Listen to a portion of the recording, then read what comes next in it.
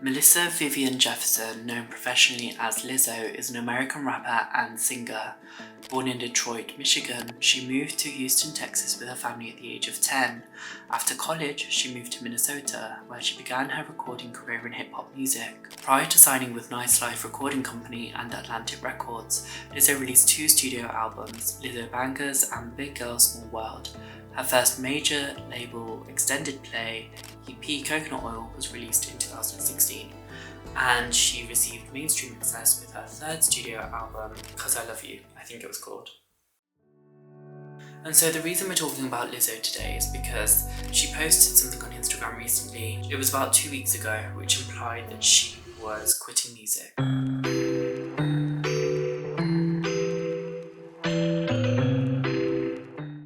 And if we look at the post together, it said, "I'm getting tired of putting up with being dragged by everyone in my life and on the internet.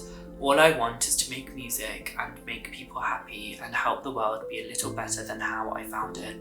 But I'm starting to feel like the world doesn't want me in it. I'm constantly up against lies being told about me for clout and views, being the butt of the joke every single time because of how I look, my character being picked apart by people who don't know me and disrespecting my name. I didn't sign up for this. I quit."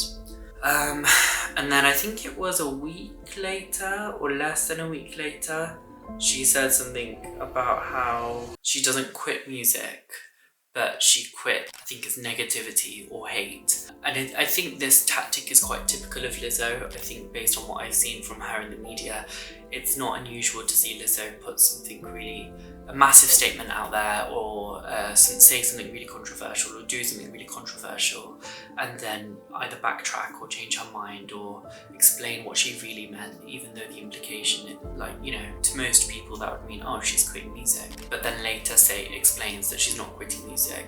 And I think it's a tactic that lots of celebrities use because it's an easy way to, I suppose, get attention, have people focus on you again, have people tune into your music and what you're doing at the moment, and oh no, she's quitting, why is she quitting? And then you're on people's mind. But based on what Lizzo's been going through recently, it sounds like she has been having a tough time. There's lots of stuff in the press to do with accusations about the kind of workplace environment she creates. There's also things about how she is to work with and how she comes across as a person outside of her professional context. And I think she also demonstrates some, I suppose, traits that show that she does want to be seen and she does want to be spoken about. And lots of the stuff she posts online, which I'll show examples of, demonstrate a desire to be kind of deemed funny or interesting or considered, or also to be controversial. But then she'll kind of backtrack from those things. So she'll be really explicit or vulgar, or she'll present herself in a way that's really controversial, and then she'll complain about, why are people having a go at me about this? Or she'll, again, say she's going to lose weight by going on a smoothie diet, and then when she gets backlash, oh no, I'm not, I'm still developing a relationship with my body. And managing my relationship with my body like most people are. And psychological research has also shown us that there is a link between self-esteem and eating disorders. So I'll include that in the description of this video. So if you want to have a look at any of the research I'm referencing or talking about, you've got access to it. And she tends to do this to and fro, which is just what I've noticed in the media, and I thought that would be interesting for us to look into and think about it from a psychological perspective, because as I saw that post and then as I saw the follow-up after that, I thought about the thing that came to mind for me was self-esteem. And actually, what is Lizzo's self-esteem like now? I don't know Lizzo, so I'm going based on assumptions and based on the stuff that I've seen in the media and how she's spoken about things and how she's chosen to portray herself and her brand. And I think the thing with Lizzo is that she is extremely talented. She can play the flute, she's classically trained on the flute, she is a brilliant singer, and she does a good job at putting on a show. I think the thing with Lizzo is that oftentimes when she chooses to present herself controversially and then backtracks, I think that's the to and fro that a lot of people I've come across are confused by. And I see that people with Lizzo tend to sit in two camps of either they really, really love and appreciate everything she does, or people can, they can respect that she's talented, but they find the way that she responds in social media and how she chooses to present herself in different contexts and situations to be quite frustrating or confusing or misleading. And, when we think about self-esteem, I think it's important that we think about what self-esteem is. So self-esteem is how we value and perceive ourselves. It's based on our opinions and beliefs about ourselves, which can feel difficult to change. We might also think of this as self-confidence. Now, I think Lizzo preaches self-confidence in her music, the way she presents herself online, she appears very self-confident. But then anytime she gets hate or negativity, she seems to, that self-confidence, that self-esteem, that sense of self-worth seems to go out the window.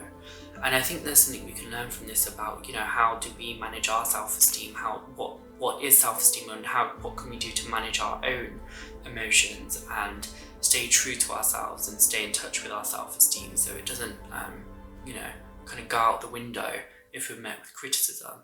Now, of course, I'm not on a global platform like Lizzo, and I don't receive the hate or any kind of hate that Lizzo receives, so I can't imagine what it's like to every day go through your life being picked apart about your body and your brand and your skill and how you look, and I can only imagine how difficult that is. But I also think there's something about how you choose to present yourself to the world and how you choose to engage with the world, because the way she presents herself sometimes and the things that she does make it easy for her to be criticised, such as, her Instagram handle is Lizzo Be Eating.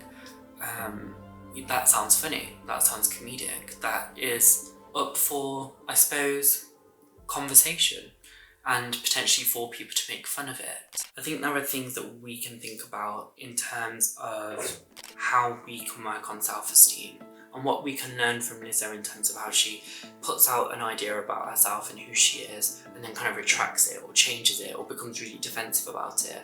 And actually what we're seeing there is someone who's quite insecure, actually, despite presenting herself as very secure and very open about her body and the way that she comes across.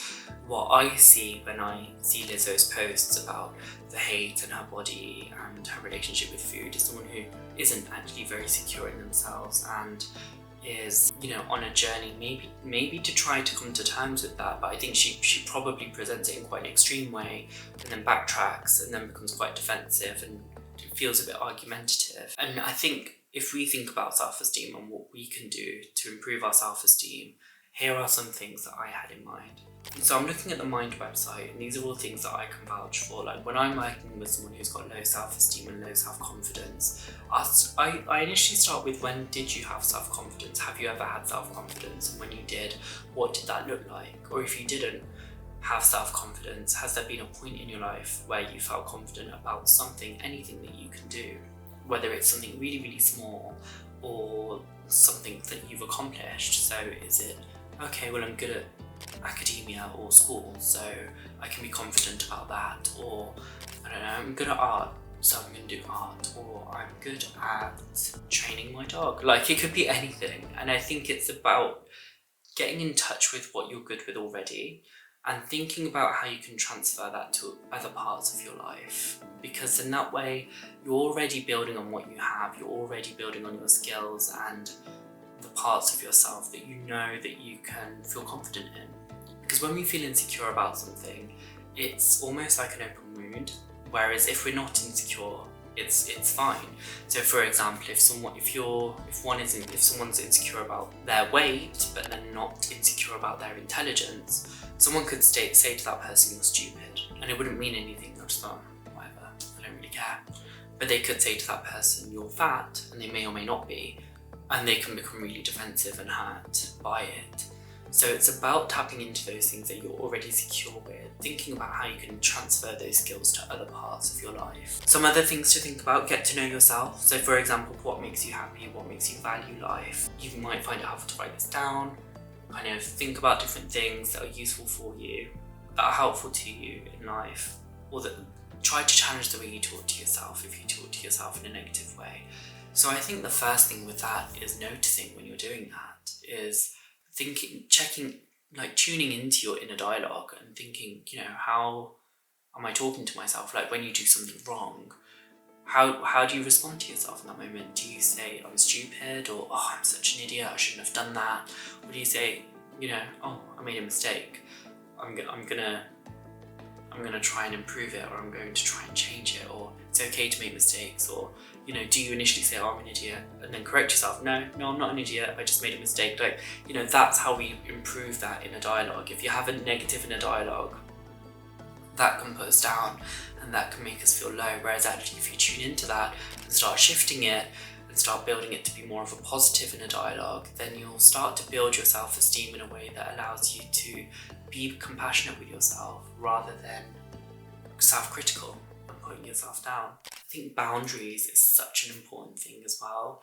Like, how much of yourself are you willing to share and show to people? Because if you give a lot of yourself in the way that Lizzo does, and then you're met with criticism, and then you can't handle it, well then maybe it's not a good idea for you to give so much of yourself to people. And trying to find a line that feels safe and comfortable for you. And don't get me wrong, sometimes we have to test those boundaries. Sometimes we have to maybe give a little bit more than we're comfortable with, and if we're met with criticism and we're fine with it, then okay, that's a safe amount of self-disclosure, or enough of ourselves that we can give. But if you're giving so much of yourself and it feels uncomfortable, then maybe think about that and think about how you can change that in a way that feels helpful for you. And then also think about the things you do like about yourself. Think about your strengths. Think about how you contribute to your family, your friends, society.